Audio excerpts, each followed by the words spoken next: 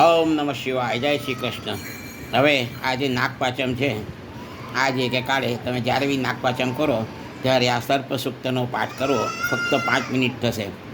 ઓમ બ્રહ્મલોકે જયે સર્પા શેષનાગ પુરોગમાઃ નમોસ્તુ તેભ્યઃ સુપ્રીતા પ્રસન્ના સંતુ મે સદા.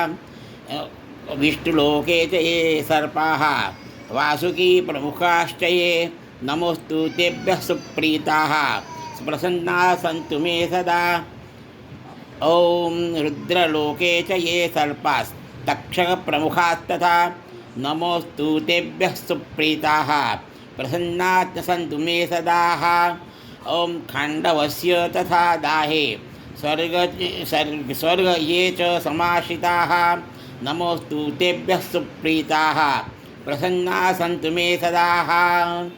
सर्पसत्रे च ये सर्पाः आस्तिकेन च रक्षिताः नमोस्तु तेभ्यः सुप्रीताः प्रसन्नाः सन्तु मे सदा. प्रलये चैव ये सर्पाः कर्कोटप्रमुखाश्च ये नमोस्तु तेभ्यः सुप्रीताः प्रसन्नाः सन्तु मे सदा. धर्मलोके च ये सर्पाः वैतरण्यां समाश्रिताः नमोस्तु तेभ्यः सुप्रीताः प्रसन्नाः सन्तु मे सदा.